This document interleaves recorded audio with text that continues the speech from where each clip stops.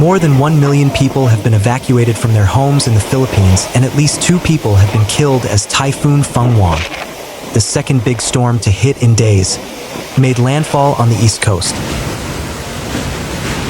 The super typhoon crossed over the north of the archipelago's most populous island, Luzon, with torrential rain, sustained winds of 115 miles per hour, 185 kilometers per hour, and gusts of up to 140 miles per hour, 225 kilometers per hour. It comes days after Typhoon Kalmaegi hit the country, killing at least 224 people and leaving another 135 missing. Searches for those still missing had to be suspended on Sunday due to safety concerns for rescue workers. At least 2 deaths from Typhoon Fung-wong were recorded before landfall on Sunday. The Civil Defense Office reported that 1 person drowned in Catanduanes and a woman was trapped by a collapsed home in Catanduanes City. Juniel Tagarino, a rescuer in Catanduanes City, said the body of the 64-year-old woman, who had been trying to leave, had been pulled from under debris and fallen trees. The wind was so strong and the rain was heavy. According to her family members, she might have forgotten something and went back inside her house, Tagarino said. The biggest typhoon to threaten the Philippines in years, Fung-wong could cover 2/3 of the archipelago with a 1,118-mile wide rain and wind band, forecasters have said. Tropical cyclones with sustained winds of 115 miles per hour, 185 kilometers per hour, or higher are categorized in the Philippines as a super typhoon, a designation adopted to underscore the urgency tied to more extreme weather disturbances. Scientists have said storms are becoming more powerful due to the human-driven climate crisis. Warmer oceans allow typhoons to strengthen rapidly, and a warmer atmosphere holds more moisture, meaning heavier rainfall.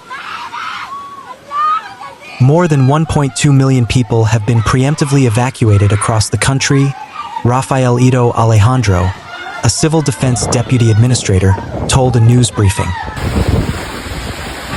Typhoon Fung-wong is expected to bring at least 200 millimeters, 8 inches, of rain to many parts of the country, according to government meteorologists.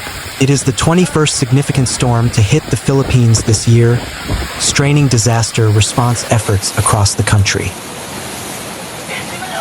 It blew into Dinalungan town in Aurora province on Sunday night after fierce rain and wind in northeastern Philippine provinces all day from offshore. In Aurora province, Aries Ora, 34, a government worker, said the rain was still light as he boarded up his home in the town of Dipaculao with steel sheets and wooden boards during daylight hours before landfall, but he said he feared the dark. What really scares us is that the expected landfall is at night, he said. Unlike previous typhoons, we won't be able to clearly see the movement of the wind and what's happening around us. Schools and government offices have been ordered to close on Monday across Luzon, including in the capital, Manila, where nearly 300 flights have been canceled.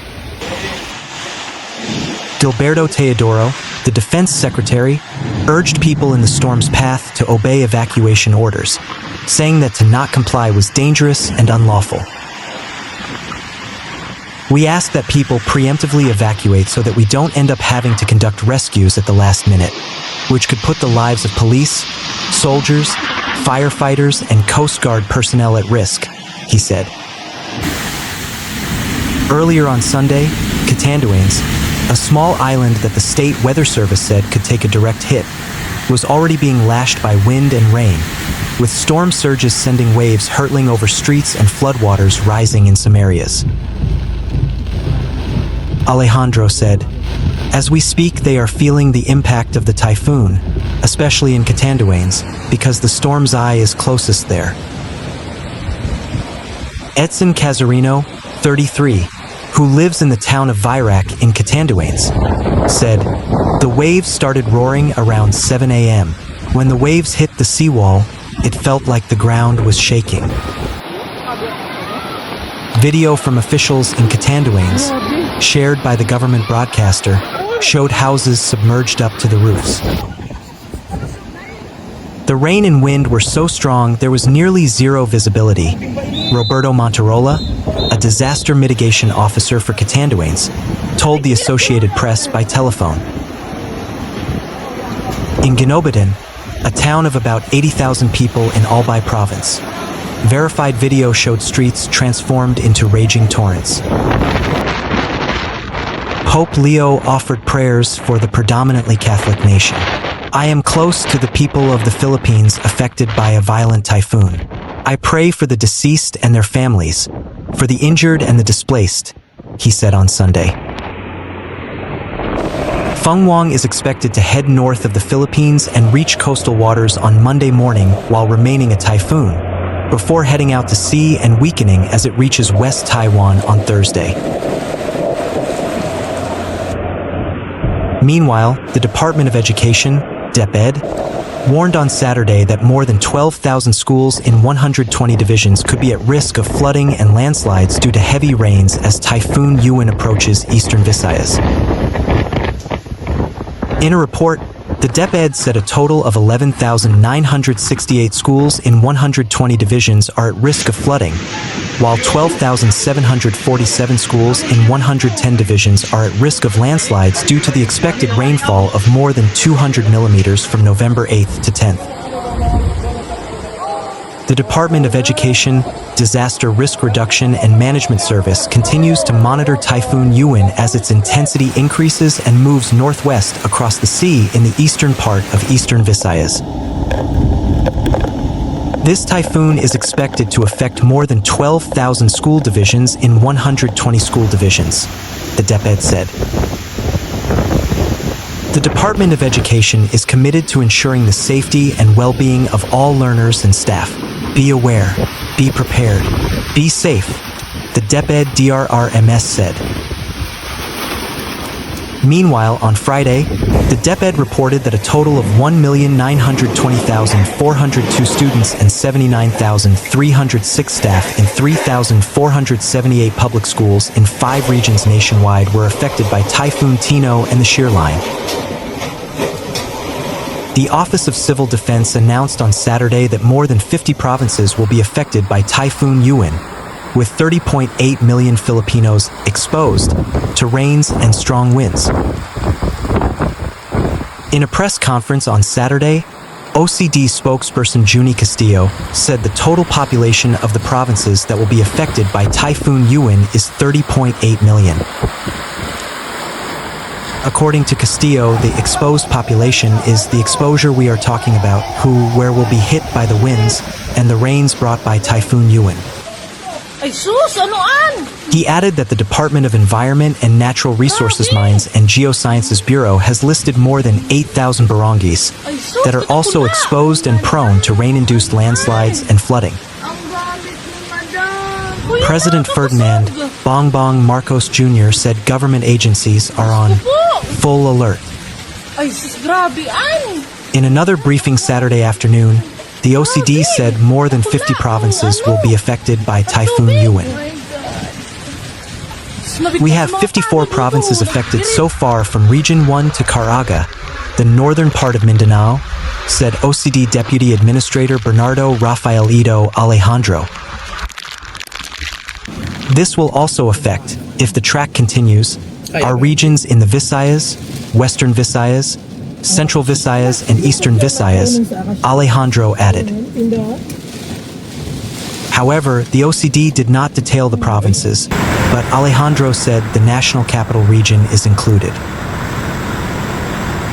54 because NCR is one area, that's 53 provinces plus NCR, he said. Alejandro cited data from the Pre-Disaster Risk Assessment, PDRA, last Friday that approximately 5.7 million individuals in coastal areas will be affected by the threat of Typhoon Uwan. And then another 61.6 million are exposed here along its entire track, he said. The OCD called on local and provincial governments affected by Typhoon Uwan to complete their preparations before noon Sunday. We are appealing that this should be done hopefully, not later than noon tomorrow, Sunday. All preemptive or preparatory activities should be completed because we cannot wait for the rain to be here, the wind to be here, then they can evacuate, he said. Pagasa has raised tropical cyclone wind signal, TCWS, number 5 in 4 areas after Typhoon Uwan intensified into a super typhoon. Based on Pagasa's 8 a.m. weather bulletin, the areas under signal number 5 are as follows: Palilo Islands, northern part of Camarines Norte, Date, Talisi, Paracale, Vinzons, Jose Panganiban, Mercedes, Basid, eastern part of Camarines Sur, Suruma, Caramon, Garcatarina, Tinambak, Laganoy, Catanduanes. Areas under signal number 4, eastern part of Quezon, Tagawayan, Calawag, Ginayangan, Perez, Alabat, Quezon, rest of Camarines Norte and Camarines Sur, eastern part of Albay, Rapu-Rapu, Bacacay, Kota Tabaco, Malilipat, Malinao, Tiwi, Palangui. Areas under signal number 3 include most of Luzon, including Metro Manila, Cagayan Valley, Cordillera, Ilocos Region, Central Luzon, Calabarzon, Bicol Region, and parts of Eastern Visayas. Under signal number 2 are the remaining parts of Cagayan, Ilocos Norte, Western and Eastern Mindoro, Romblon, Masbate, Samar, Biliran, and Northern Leyte. Signal number 1 is for Batons, Calamian, and Cuyo Islands. According to Pagasa, Uwan was last sighted 125 kilometers east-northeast of Virac, Catanduanes at around 7 a.m. It was packing maximum sustained winds of 185 kilometers per hour near the center and gustiness of up to 230 kilometers per hour, while moving west-northwest at a speed of 25 kilometers per hour. The agency warned that Uwan could bring strong winds and heavy rains, even in areas far from the landfall area. Storm surges of more than 3 meters are expected to affect the low-lying coastal areas of Cagayan, Isabela, Ilocos Region, Aurora, Zambales, Bataan, Pampanga, Bulacan, Metro Manila, Cavite, Batangas, Quezon, Bicol Region, Northern Samar, Eastern Samar, Dinagat Islands, Siargao.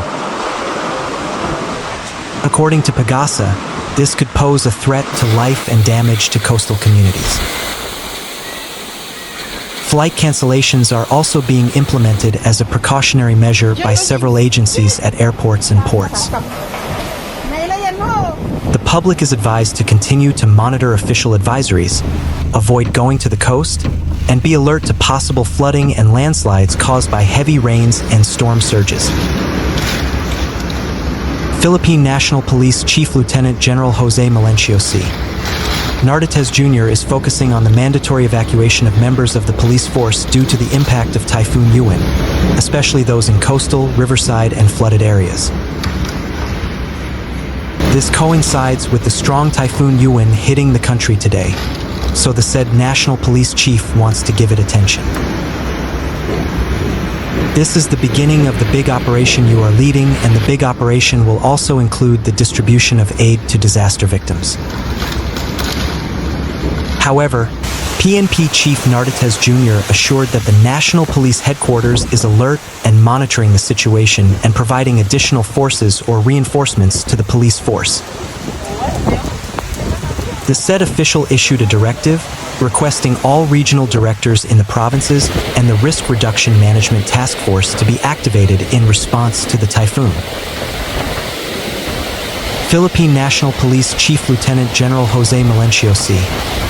Narvaez Jr. believes that such measures are part of their mission to rescue and serve the people in times of disaster. Assistant Secretary Bernardo Rafael Ito Alejandro, Deputy Administrator of the Office of Civil Defense, OCD, told a news conference Sunday afternoon that officials are verifying a report of a death in Catanduanes Province in the Bicol Region. In Samar Province in the central Philippines, firefighters recovered the body of a woman on Sunday from the debris of her house destroyed by Fung-wong's fierce winds, said Juniel Tagarino, head of the city's Disaster Risk Reduction Office. Houses are submerged in floodwater due to Typhoon Fung-wong in Catanduanes Province, the Philippines on November 9, 2025. As of Sunday morning, Fung-wong was located 125 kilometers east of Catanduanes in the Bicol Region, packing maximum sustained winds of 185 kilometers per hour and gusts of up to 230 kilometers per hour. At least 325 domestic and 61 international flights have been canceled over the weekend and into Monday, and more than 6,600 commuters and cargo workers were stranded in seaports, where the Coast Guard prohibited ships from venturing into rough seas. The Philippines has not called for international help following the devastation caused by Kalmaegi, but Teodoro said the United States, the country's longtime treaty ally, and Japan were ready to provide assistance. As Fung-wong approached with its wide band of fierce wind and rain, several eastern towns and cities lost power. Bernardo Rafaelito Alejandro, Deputy Administrator of the Office of Civil Defense, said. In Isabela in northern Luzon, dozens of families were sheltering in a basketball court repurposed as an evacuation center. We heard on the news that the typhoon is very strong, so we evacuated early, said Christopher Sanchez, 50, who fled with his family. We left our things on the roofs of our house, since every time there's a storm, we come here because we live right next to the river, he told Reuters. In previous storms, the floodwaters rose above human height. We're scared. We're here with our grandchildren and our kids. The whole family is in the evacuation area. Local Red Cross chapters have set up more than 500 evacuation centers, sheltering nearly 21,000 families, said Richard Gordon, the chair of Red Cross Philippines. We've been very busy and we've been coping, Gordon told CBC News Network on Sunday, shortly before Fung-wong made landfall. He said Red Cross Philippines has already dealt with 8 or 9 disasters this year, including Kalmaegi and the earthquake that struck Cebu in late September. The organization has equipment and trucks that can clear debris and help rescue people in collapsed homes. It has also set up food trucks to distribute hot meals in at-risk mountainous areas, he said. We have until Tuesday until the typhoon dissipates, but the challenges are making sure that we are able to take care of people in the evacuation centers and being able to rescue people if their houses collapse, he said. As Fung-wong approached with its wide band of fierce wind and rain, several eastern towns and villages lost power. Bernardo Rafaelito Alejandro, Deputy Administrator of the Office of Civil Defense, said. An organization providing emergency relief said some areas were experiencing flash floods earlier in the day on Sunday and that entire towns had been cut off from electricity and mobile signals, and roads were blocked by debris. The situation is really dire, Digito said, also speaking on CBC News Network. She said many of the same communities were already hit by typhoons last year. For these families, it feels like the recovery never really began. In Metro Manila, residents prepared for possible power outages and water supply disruptions. The Bicol International Airport and Sangley Airport in Cavite have suspended operations until further notice. In the town of Guinobatan, heavy rainfall mobilized thick deposits of volcanic ash and debris from the slopes of Mount Mayon, triggering lahar flows that surged through Barangay Masarawag. The muddy torrents, composed of water, ash, and boulders, swept through river channels and low-lying areas, threatening homes and infrastructure.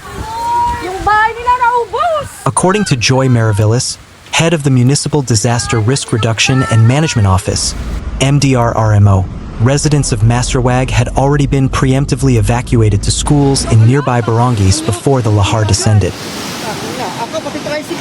This swift action likely prevented casualties, though damage to property and farmland remains under assessment. Widespread flooding inundated several towns across Albay, including Legazpi City, Daraga, Kalmaegi, and Palangui. Streets turned into rivers, and waist-deep waters submerged homes and businesses. In Guinobatan, dramatic footage showed floodwaters surging through residential areas, carrying debris and vehicles in their wake. The Albay Public Safety and Emergency Management Office, APSIMO, reported that hundreds of families were evacuated to temporary shelters, with many more stranded in their homes.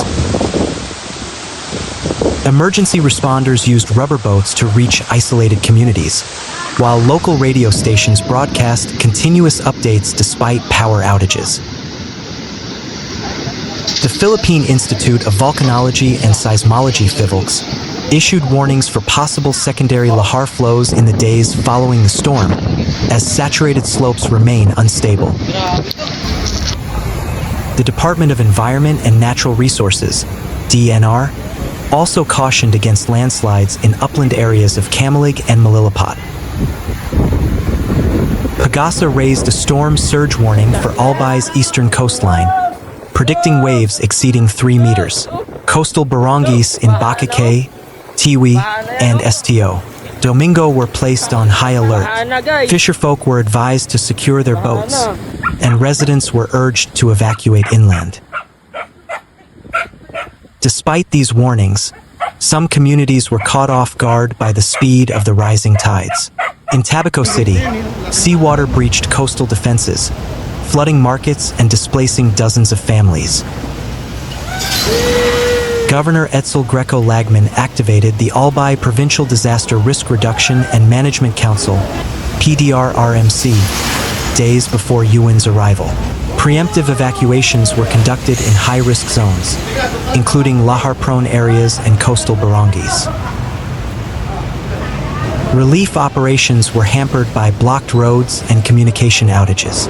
However, military units, volunteer groups, and local government teams worked around the clock to deliver food, water, and medical aid. The DSWD deployed family food packs and hygiene kits to evacuation centers, while NGOs provided psychosocial support to displaced children. Albay is no stranger to calamity. Its location along the Pacific Typhoon Belt and proximity to Mayon Volcano make it one of the most disaster-prone provinces in the Philippines. Yet, its disaster preparedness model, often cited as a national benchmark, was once again put to the test. Governor Lagman emphasized the importance of early warning systems, community drills, and risk mapping. "We cannot stop the storm, but we can reduce its toll," he said in a press briefing. In the evacuation center at Barangay Tandarora, 62-year-old Lola Nina shared her story. "We've lived through many typhoons, but this one brought the mountain down. The lahar came like a river of fire, only cold and gray." Meanwhile, grade 10 student Miguel, whose school now serves as a shelter, said, "I miss class, but I'm helping distribute food. We're all in this together."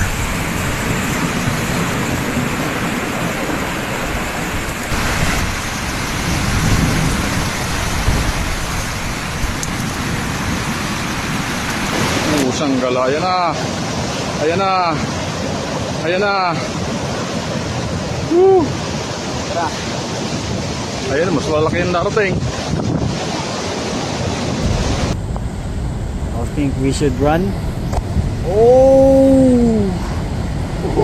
Oh shit! Oh! Bro!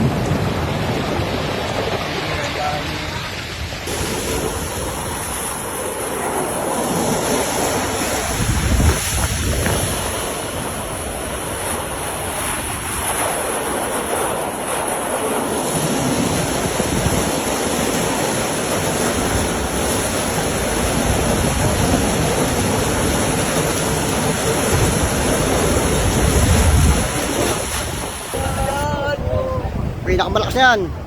Boom! Sapaw!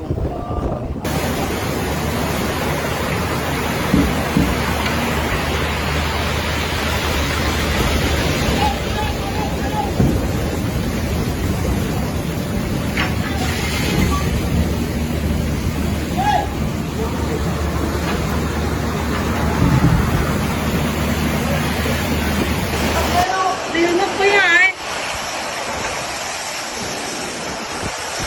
Gagakor na nga. Dili.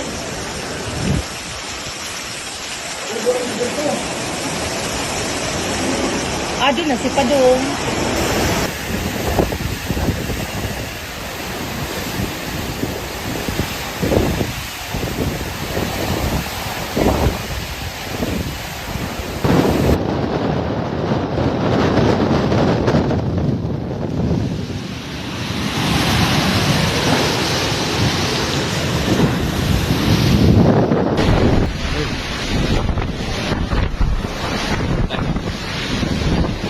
Lusog.